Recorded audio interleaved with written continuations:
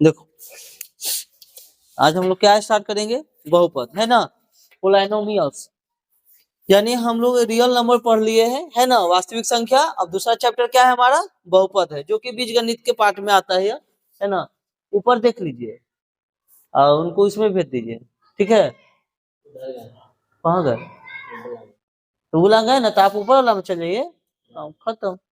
तो देखिए, तो सबसे पहले हम लोग बहुपद स्टार्ट करने से पहले हम बहुपद के बारे में जान लेंगे, और कुछ बहुपद में जितने आपका फॉर्मूला यूज होगा वो फॉर्मूला पहले हम लोग देख लेंगे, ठीक है ना। स्विच ऑफ बता रहा है मोबाइल। तो अब देखिए क्या होता है कि बहुपद का जितना फॉर्मूला है, देखिए अगर आप टोटल सिर्फ खाली फॉर्मूला अगर याद रखते हो, उसका कुछ ऐसा नोट्स पॉइंट याद रखते हो, तो आपको एग्जाम में ऑब्जेक्टिव क्वेश्चन है ना, आपको 50 नंबर आता है बनाने के लिए ना, तो आप 30 नंबर बिना कॉपी पर रफ किए हुए सिर्फ आप फॉर्मूला से टिक लगा दोगे, है ना।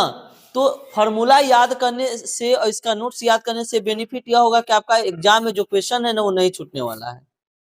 सबसे पहले हम लोग क्या याद क्या करेंगे, है ना, ये सब हम समझ लेते हैं बहुत बारीकी से, ताकि आपको याद करने में आसानी होगा हर चीज को। तो सबसे पहले आता है बहुपद। बहुपद किसे कहते हैं पहले ध्यान से हम लोग देखेंगे। तो बहुपद क्या है, वह बीजीय व्यंजक है। क्या है, बीजीय व्यंजक। देखिए वैसा बीजीय व्यंजक जिसके सभी पदों के जितने पद है इसमें चर जो है, चर का घात एक क्या होना चाहिए, पूर्ण संख्या होना चाहिए।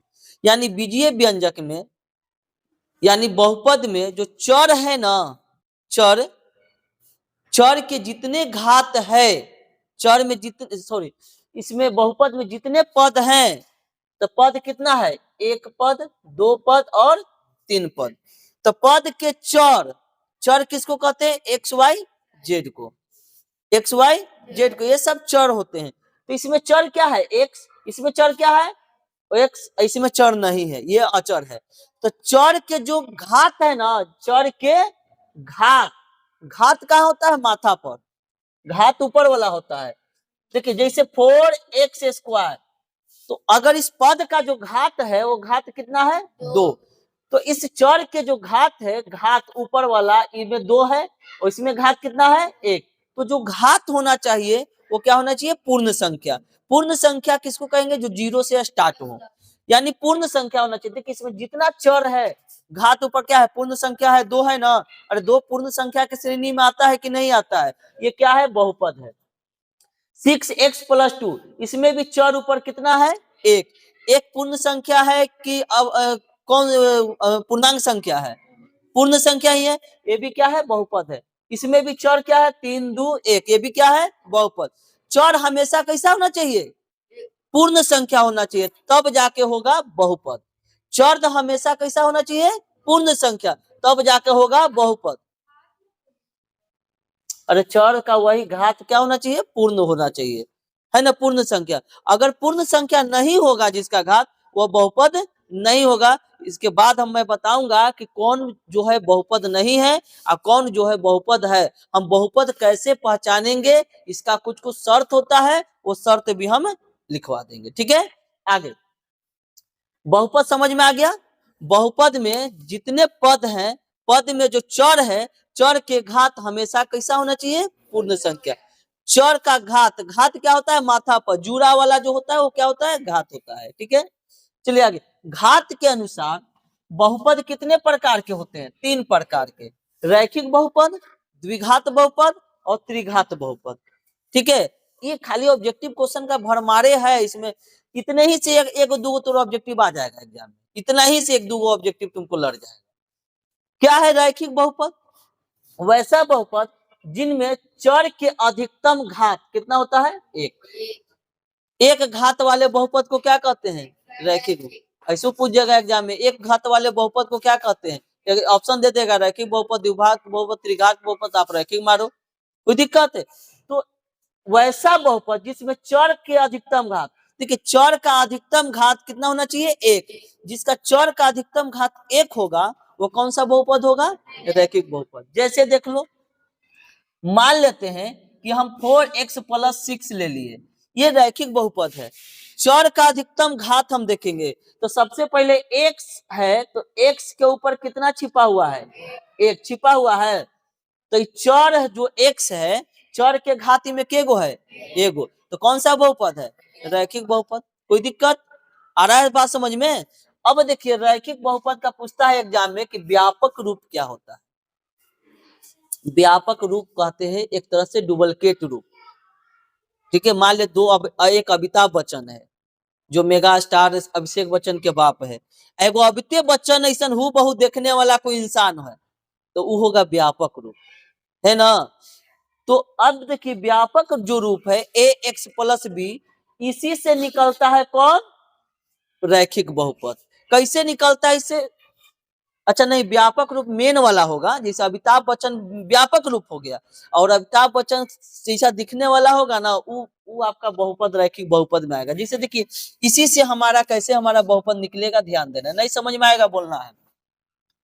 ए एक्स प्लस बी, चलो एक जगह पर अगर हम 4 रख दे तो 4x हो जाएगा, अब बी के जगह पर 3 रख दे तो 3 हो गया। ये कौन सा बहुपद बन गया, बन गया कि नहीं बन गया, बोलो कोई दिक्कत है, समझ में आ रहा है। लेकिन एक टर्म्स कंडीशन क्या है कि एक जगह पर 0 नहीं होना चाहिए।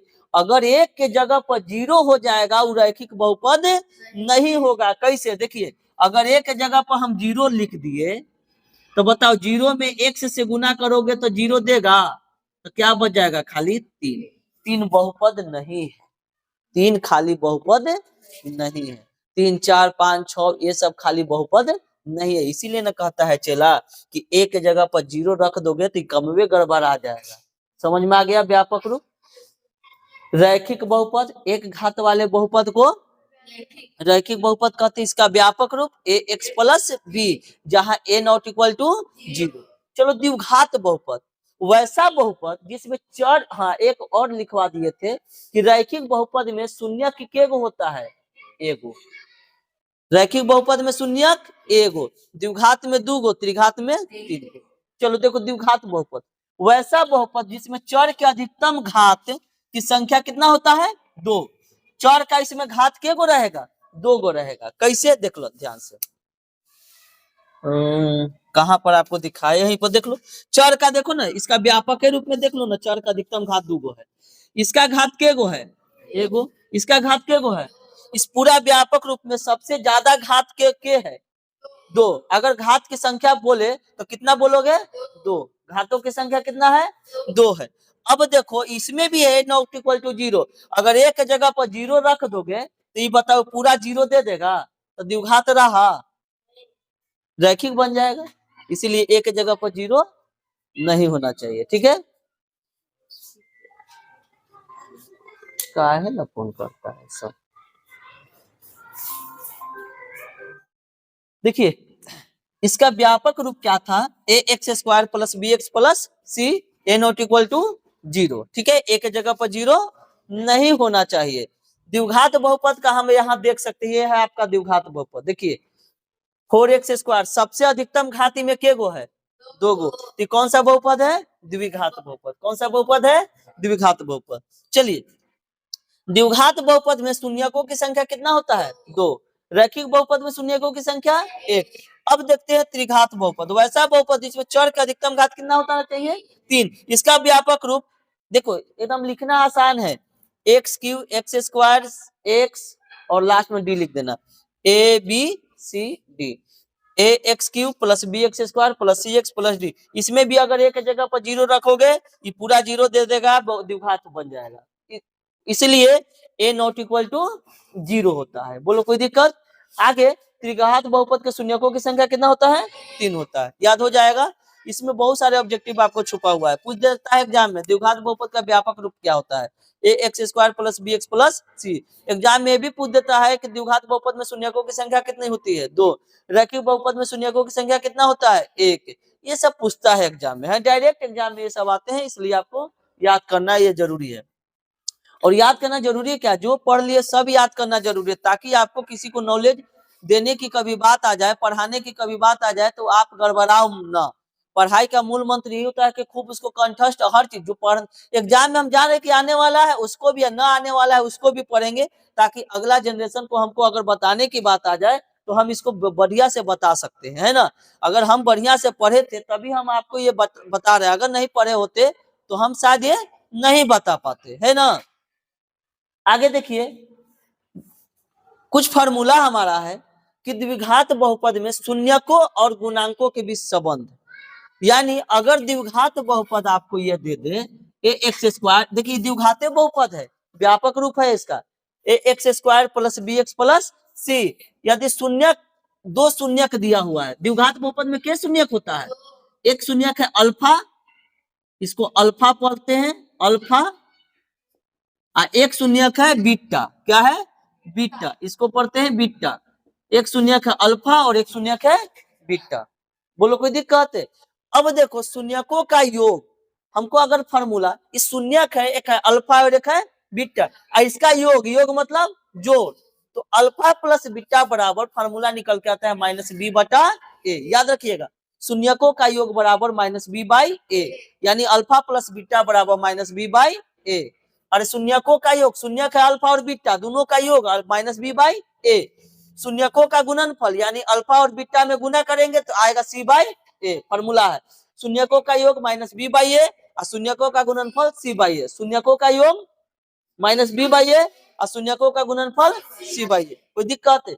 ये तो द्विघात बहुपद के लिए था, अगर त्रिघात बहुपद मिले और शून्यकों और गुणांकों के बीच संबंध बताए तो त्रिघात बहुपद का व्यापक रूप तो सबसे पहले हम जानते हैं, A X cube plus B x square plus C x plus D, इसके कितने शून्यक होते हैं, तीन, अल्फा बीटा और गामा, इसको गामा बोलते हैं, गामा, ये सब याद रखिएगा, इसको क्या बोलते हैं, वाई जैसा है जो गामा है, तो अल्फा बीटा और गामा हो तो, अब देखिए शून्यकों का योग, इसमें क्या शून्यक हो गया जी, तीन शून्यक, तो शून्यकों का योग यानी अल्फा और बीटा और गामा तीनों को जोड़ेंगे, क्या आएगा फॉर्मूला माइनस बी बाई, इसमें जो शून्यकों का योग है वही इसमें शून्यकों का योग है, याद रखिएगा माइनस बी बाई, एकदम सेम, द्विघात और त्रिघात का दोनों चलता है शून्यकों का योग सेम, अल्फा बीटा और गामा को जोड़ने पर माइनस बी बाई ये फॉर्मूला होता है, कोई दिक्कत है। अब देखो दो दो करके शून्यकों का योग, दो दो करके शून्यकों का योग, यानी alpha beta beta gamma plus gamma alpha, यानी alpha into beta plus beta into gamma plus gamma into alpha, alpha into beta plus beta into gamma plus gamma into alpha बराबर सी बाई ए, जो इसका गुणनफल है वो यहाँ है, कोई दिक्कत है। लेकिन शून्यकों का गुणनफल, इसमें शून्य क्या है, अल्फा बीटा और गामा, अल्फा बीटा और गामा, अब तीनों का गुणनफल करेंगे हम तो आएगा माइनस बी बाई ए। देखिए सबसे पहले द्विघात बहुपद में शून्यकों का योग माइनस बी बाई ए, शून्यकों का गुणनफल सी बाई ए, त्रिघात बहुपद में शून्यकों का योग माइनस बी बाई ए, दो दो करके शून्यकों का योग यानी alpha into beta plus beta into gamma plus gamma into alpha बराबर सी बाई ए, और शून्यकों का गुणनफल यानी alpha into beta into gamma बराबर डी बाई कि माइनस डी बाई है, माइनस डी बाई, बोलो कोई दिक्कत, ये हमारा फार्मूला हो गया, ठीक है। कुछ फार्मूला इसमें और है जो हम आपको बताते हैं, हाँ आए देखिए शून्यक जो होता है ना, ये इसमें तीन शून्यक दिया हुआ, किसी भी बहुपद में शून्य के आपका द्विघात है तो दो शून्यक निकलेगा, यानी बराबर जीरो ही करते हैं हम, शून्य शून्य का मतलब होता है जीरो, बराबर जीरो करते, जब हम इसका क्वेश्चन करेंगे ना वहां आपको शून्य का अर्थ स्पष्ट रूप से पता चल जाएगा, जब इसका क्वेश्चन दिया हो रहेगा, शून्य कहने का मतलब है ही जीरो, बराबर जीरो, बोलो कोई दिक्कत है, ये होता है। इसको मिटा दे, डस्टर है जी,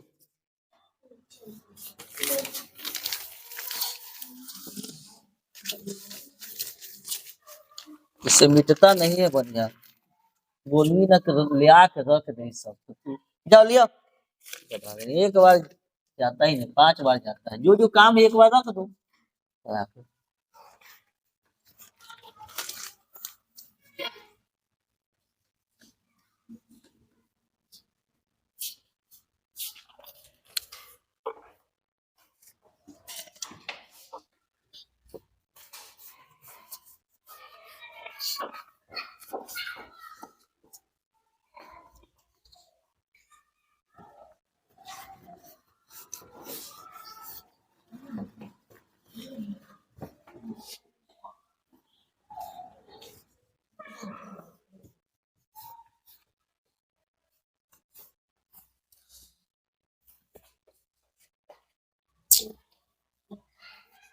देखो मार दिया है इसमें, है लेखा देखिए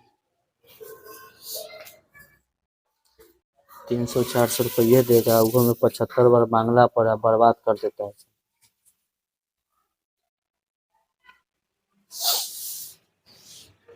देखो कौन मारा है, वो कोचिंग के लेकर मारा है स्कूल वाला। इस क्लास के टीचर से पूछा जाएगा कि हुआ कैसे बताइए। देखो कब हुआ है वो बोलो, यहाँ सब कवरना ही चालू हो जाएगा माई का, ये बर्बाद हो गया बोल, यहाँ से एक बार नोचाया ना पूरा खत्म हो जाएगा।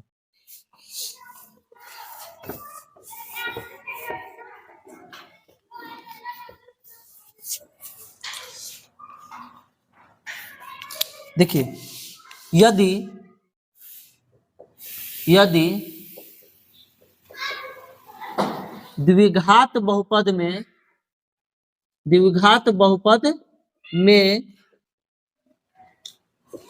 शून्यकों का योग, शून्यकों का योग को क्या कहते हैं, अल्फा प्लस बीटा, शून्यकों का योग एवं ये भी फॉर्मूला है, शून्यकों का गुणनफल, शून्यकों का गुणनफल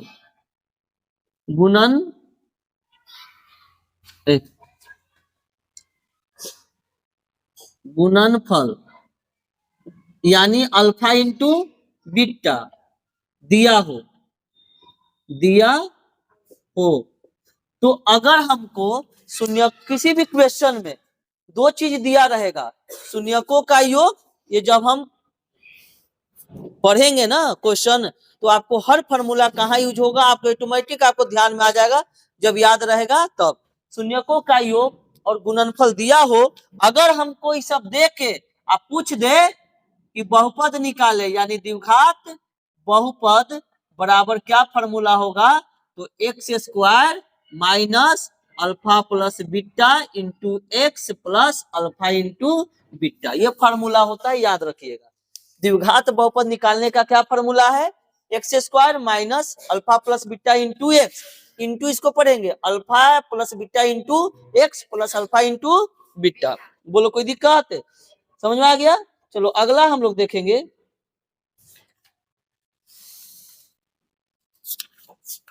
एक मिनट इसका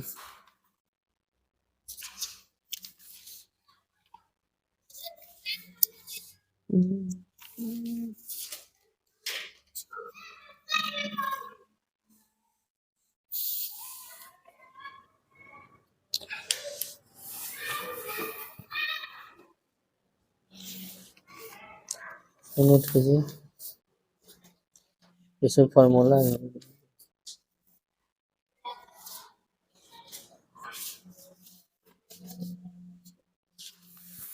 इसमें नहीं दिया है। अगला देखिए, यदि त्रिघात बहुपद में शून्यकों का योग दो दो करके शून्यकों का योग एवं गुणनफल दिया हो तो त्रिघात बहुपद बराबर इसमें होगा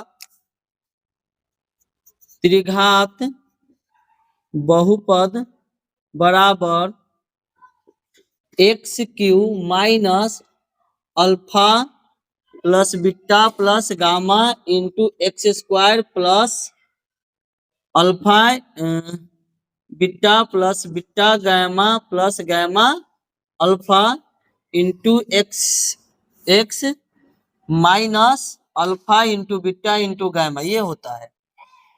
माइनस प्लस की प्लस होता है, ये कंफ्यूज हो गए हैं जी फॉर्मूला में, इसमें नहीं किताब में ये फॉर्मूला है।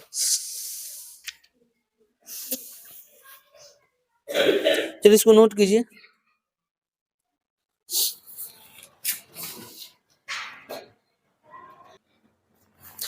चलिए अगला देखिए, इसी में एक फॉर्मूला और है। ये फॉर्मूला नहीं है, कुछ पॉइंट है, इसको आप याद रखिएगा, ठीक है। अगर हमको द्विघात बहुपद पहचानना है तो उसका नियम क्या होता है, ये आपको किताब में नहीं मिलेगा, कुछ आप पहचानने का नियम है ना, उसको हम लोग थोड़ा देख लेंगे और याद कर लेंगे। देखिए, बहुपद पहचानने का नियम, बहुपद पहचानने का नियम, ठीक है। बहुपद पहचानने का नियम क्या है? सबसे पहला नियम देखेंगे कि जो पहला नियम है कि जो बहुपद है ना, बहुपद में चर का घात ऋणात्मक नहीं होना चाहिए। देखिए, अगर जिसका घात ऋणात्मक हो जाएगा वो बहुपद नहीं होगा। जैसे इसमें देखो, अगर 4x² प्लस 4x प्लस 2 ये बहुपद है, लेकिन अगर जैसे ही माइनस लगा वो बहुपद नहीं है, ठीक है। एक नियम हो गया। दूसरा नियम, बहुपद में चर का घात बहुपद में चर का घात अंश बटा हर के रूप में नहीं होना चाहिए, नहीं होना चाहिए। ये सब याद रखिएगा, ये सब पॉइंट आपको बहुपद पहचानने में आसानी होगा। जैसे अगर 4x² 3/2 प्लस 4x प्लस 6 ऐसा लिखल मिले तो बहुपद नहीं है, कोई दिक्कत है। तीसरा, अगर आपका इसका नोट याद कर लीजिए नियम कि बहुपद में चर का घात दशमलव में नहीं होना चाहिए, दशमलव में भी नहीं होना चाहिए। अगर दशमलव में हो गया यानी 4x² प्लस 2x 2.5 प्लस 6 तो ये बहुपद नहीं होगा। फिर चौथा नियम है कि बहुपद में चर के घात रूट यानी रूट ऐसे ना होता है जी, रूट में नहीं होना। देखिए, चर के घात रूट में भी नहीं होना चाहिए, अगर रूट में होगा वो बहुपद नहीं होगा, ठीक है। आ रहा है बात समझ में? एक पॉइंट और आप नोट कीजिएगा कि बहुपद में चर का घात हमेशा पूर्ण संख्या 1 2 3 4 5 6 7 ऐसे पूर्ण संख्या एवं ऋणात्मक का लिखवा दिए हैं क्या? हाँ, दिखा दिए माइनस। एवं धनात्मक यानी धनात्मक किसको? प्लस में होना चाहिए, तब जाके वह बहुपद होगा। देखिए, जैसे अगर 4x² प्लस 6x प्लस 4 अगर ऐसा है, देखिए चर का घात पूर्ण भी है और धनात्मक है, तब जाकर ये बहुपद होगा, अन्यथा इस कंडीशन में बहुपद नहीं होगा। बोलो कोई दिक्कत है? अब हम लोग का बहुपद का जितना नोट पॉइंट था सब खत्म हो गया है। अब क्वेश्चन हम लोग का कल से एकदम आसानी से बन जाएगा, है ना।